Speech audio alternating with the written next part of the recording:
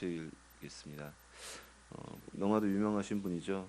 우리가 지금 찬양하는 많은 찬송가 중에서도 많은 곡들을 작사하신 그런 분인데, 특징이 무엇입니까? 그분의 인생 속에서 그는 태어나면서 얼마 되지 않아 이제 맹인이었던 것이죠. 눈을 이제 세상을 바라볼 수가 없는 그러한 맹인으로 일생을 사셨던 분이었습니다. 그분이 한번 어떤 사람이 이제 물어봤습니다. 맹인으로 살아가는 건 너무 힘들고 어렵지 않냐라고 이야기할 때, 불편함고 왜 보고 싶은 것들, 또 보고 싶지 못 보았던 경험이 없었던 그것들을 왜 못 해보고 싶지 않겠습니까?라고 얘기하지만, 결국은 그가 이야기하는 것에서 그런 아쉬움과 불편함은 있지만 자기가 가장 처음 눈을 떴을 때 만나는 분이 하나님인 것, 그 소망으로 살아갑니다. 눈을 뜨면은 보이는 것들로 인해서 절망하고 낭망하지만, 또 괴로워하고 흔들리지만, 그런 것 아무것도 세상에 있는 것들을 보지 않고 눈을 처음 딱 떴을 때에 내 눈앞에 하나님이 딱 계셨을 때 그 기쁨, 그거 하나 바라보고 살아가고 있습니다 라고 고백하는 것을 볼 때에 참 놀라운 고백이죠. 그 불편함이 얼마나 크겠습니까? 우리 일반적인 사람들은 조금만 시력이 떨어져도, 또 저 같은 경우는 안경을 쓰다 안경만 벗어져도 참 불편함이 많은데, 그런 고백한다는 건 놀랍습니다. 저는 그 고백을 들으면서도 이런 생각을 합니다. 요즘 얼마나 우리의 눈에 보이는 것들과 또 눈에 보이지 않는 것들, 단 염려, 눈에 보이지 않는 것들뿐만 아니라 눈에 보이는 것들, 또 귀에 들리는 것들로 인해서 우리가 얼마나 많이 낭망하고 두려워합니까? 차라리 그 옛날 어른들 말이, 그런 말이 있지 않습니까? 차라리 보지 말 걸, 차라리 듣지 말 걸. 이런 이야기가 나올 정도로 어쩌면 우리가 살아가는 인생 속에서 정말 괜히 봐서 마음 심란하고, 괜히 들어가지고 괴롭고, 이런 일들이 너무나도 많다는 것이죠. 그만큼 우리가 연약한 존재라는 것입니다. 그런 일들로 우리는 어떤 상황이 옵니까? 두려움과 낙심이 옵니다. 오늘 시편 22절 말씀 보니까 초반부에 내가 경겁한 중에 말하기를 주의 목전에서 끊어졌다 하였사오나라고 이야기합니다. 이 경겁함이라는 단어를 보니까요, 히브리어 하파즈라는 단어를 사용합니다. 하파즈. 이 하파즈는 공포를 뜻합니다. 너무너무 놀라서 공포스러운 것. 근데 이 공포가 어느 곳에서 오느냐, 어떤 곳에서 놀랐느냐, 극심한, 너무나도 말로 설명할 수 없는 환난과 고통, 눈에 보이는 것들, 자기에게 다가오는 그러한 위협감과, 그리고 어떤 상황들이 통해서 너무나도 괴로운 거예요. 다윗은 우리가 앞서서 계속해서 시편을 살펴보고 있지만, 다윗뿐만이 아니라 우리도 역시 마찬가지 아닙니까? 우리도 눈에 보이는 것들과 들리는 것들, 상황 속에서 얼마나 많은 이런 경겁한 상황을 만나게 됩니까? 너무나도 두려워서 옴싹달싹 못하는 그러한 경험. 저는 이렇게 좀 낙천적이고 좀 생각이 별로 없어서 그런지 이런 경험들을 이렇게 많이는 안 했던 것 같아요. 예. 근데 지난주 금요일 날 제가 이제 이런 경험을 했습니다. 한 번도 경험해보지 못했던 경험을 하면서 저희 아내는 굉장히 많이 놀랐거든요. 놀라서 참 많이 울었던 것 같아요. 집에 오니까 이게 눈이 퉁퉁 부어 있더라고요. 저는 이제 애써서 태어난 척 하면서 괜찮을 거야, 잘 될 거야 이렇게 하면서 했는데, 결국은 잘 된 것 같습니다. 잘 된 것 같고요. 그러니까 저도 그때도 생각했습니다. 참 이게 눈에 안 보이고 차례 안 들었으면, 그 눈에 들으니까 눈에 들은 것대로 생각하고, 눈에 또 귀에 들어오니까 귀에 들어온 그 이야기를 통해서 또 생각하고, 그러다가 한 대 탁 얻어맞으니까 엄청 놀라더라고요. 너무 놀라서 한 토요일까지는 거의 사실 금요일 날도 제가 찬양 인도도 하고 막 그랬는데, 사실 어떤 생각으로 했는지도 참 모를 정도로 정말 너무 그랬었습니다. 우리가 그렇게 연약한 존재라는 것이죠. 그래서 이 시편 기자 다윗은 그런 상태를 하나님 눈앞으로부터 끊어졌다는 상태로 주의 목전에서 끊어졌다라고 고백할 정도로 너무나도 괴로웠던 것입니다. 하나님 눈앞에서 멀었다는 것은 무엇입니까? 감찰.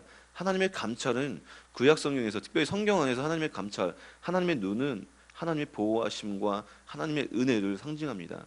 그러니까 우리 인간들에게 있어서 하나님의 은혜가 끊어졌다는 것은 어떤 것입니까? 그것만큼 커다란 저주는 없는 것이죠.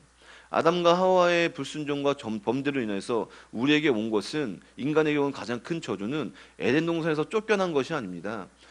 영원히 살아가는 그런 육신, 너무나도 좋은 그 에덴 동산에서 먹고 사는 것이 끝난 것이 아니라 하나님과 관계, 하나님의 은혜에서 끊어진 것이 가장 큰 저주인 것입니다.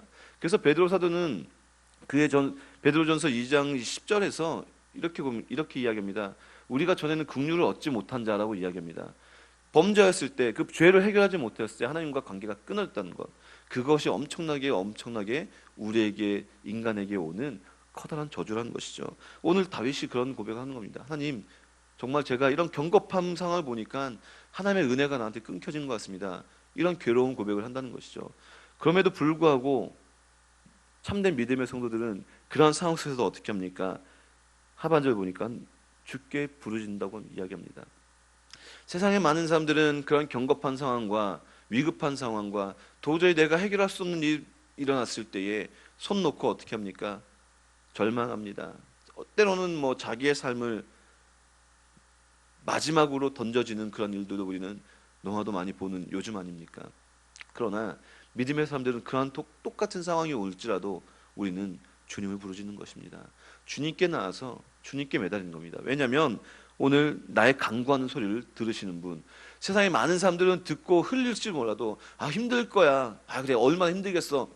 사람은 그런 말들과 상황에 그냥 동조할 수 있겠지만 하나님께서는 그것을 들으시는 것을 끝나는 것이 아니라 일하시기 때문입니다. 사람은 우리의 인생을 해결해 줄 수가 없습니다. 물론 도움은 될 수가 있고 함께 어떤 힘과 위로를 낼 수 있겠지만 근원적인 우리의 문제를 해결할 수 없습니다. 우리의 근원적인 문제를 해결할 수 있는 분은 오직 우리 하나님, 우리의 기도를 들으시고 우리의 간구를 들으시고 아시는 분은 그 하나님이기 때문입니다. 다윗은 그래서 그런 경겁한 상황, 어떤 그 상황을 보면서 하나님이 나를 버리셨구나라는 상황이 왔을지라도 하나님께 부르짖는 것입니다. 우리도 그런 상황이 왜 없겠습니까? 우리가 살아가는 삶 속에서 왜 그런 상황 한 번 못 만나겠습니까? 그럼에도 불구하고 우리는 그런 상황이 왔을 때에 주님께 부르짖고 하나님의 강구하는 은혜를 날마다 누리는 우리 모두가 되길 간절히 소망합니다. 그러한 부르짖음 속에 응답하는 하나님을 향해서 우리는 어떻게 고백합니까? 주님 사랑합니다 라고 이야기할 수가 있는 것입니다. 오늘 23절 말씀에 너희 모든 성도들아 여호와를 사랑하라 라고 이야기합니다. 그렇습니다. 우리가 사랑해야 할 대상은 무엇입니까? 나를 알고 나를 아껴주고 나를 안아주는 일을 우리는 마음이 가고 우리 눈이 가고 우리의 발걸음이 그를 향하게 되는 것이 우리 인생입니다. 때로는 그런 우리가 사랑하는 존재들이 사람과 세상의 다른 눈에 보이는 것들이 있을 수 있지만 우리가 진짜로 사랑해야 될 것은 우리 하나님인 줄 믿습니다. 우리가 가장 맡길 수 있는 분, 나의 모든 것을 내려놓을 수 있는 분, 그분을 사랑할 수밖에 없는 것입니다. 그런 하나님께서는 어떻게 하십니까? 23절 여호와께서 성실한 자를 보호하신다고 이야기합니다. 이 성실이라는 단어는 히브리어 아만이라는 단어에서 나옵니다. 아만, 충성입니다. 충성. 하나 앞에 충성된 자를 이야기하는 것입니다. 우리가 충성을 이야기할 때 군인 빼먹을 수가 없지 않습니까? 군인은 그 군인이라는 신분에 부름받은 것에 있어서 국가에 또 그를 부른 군주의 충성을 다하는 자가 멋지고 또 인정받는 자인 것입니다. 우리에게서 충성은 무엇입니까? 하나님을 부인하지 않는 것, 하나님을 주로 고백하는 것 아니겠습니까? 우리가 잘 아는 순교자 폴리캅은 이제 화형식에 앞서서 그를 재판했던 인물이 너무나도 초라하고 그냥 조금만 놔둬도 이제 목숨을 이제 부지할 수 없는 그런 존재여서 불쌍해서 한 번만 예수를 부인하면 살려주겠다라고 했을 때 그가 어떻게 고백합니까? 우리 예수님께서 나를 일평생 한 번도 안 부인했는데 내가 어떻게 그분을 부인하겠습니까? 하면서 화형대에 올라가서 마지막 순교를 거둔 그 이야기는 우리 교회 역사 속에서 또 신앙의 우리 믿음의 선배에 의한 일학 속에서 참 많은 도전이 됩니다. 그것이 충성 아니겠습니까? 어떠한 상황이 왔을 때에도, 어려움이 왔을 때에도 우리가 부인하지 않는 것, 우리 주가, 우리 구주가, 우리 하나님이 하나님의 되심을 부인하지 않는 삶, 어떠한 상황과 눈에 보이는 것, 들리는 것들로 인해서 흔들리지만 그러한 속에서도 주님이 나의 하나님이십니다. 주님이 나의 구원자이십니다. 끝까지 고백할 수 있는 그런 것, 그게 바로 이런 충성인 것입니다.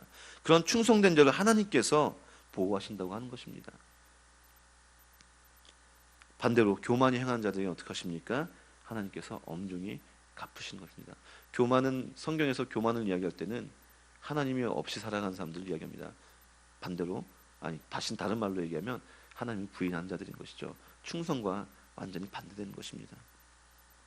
그렇기 때문에 우리는 이렇게 고백할 수가 있는 것입니다. 강하고 담대하라. 강하고 담대할 수 있는 것, 바로 여호와를 바라는 것에서 우리는 강하고 담대할 수가 있는 것입니다. 다른 것을 바라볼 필요가 없는 것입니다. 우리 눈에 보이는 것, 또 우리가 접하는 것들, 잠시 우리가 눈에 보이는 것들이 우리에게 유익과 평안함과 안도함을 줄 수 있겠지만 영원하지 않은 것을 우리는 알지만 우리의 눈과 우리의 마음은 자꾸 그런 것들을 향하게 됩니다. 그럼에도 불구하고 오늘 말씀 24절 보니까 여호와를 바라라고 이야기합니다. 여호와를 바라는 그 이유가 무엇입니까?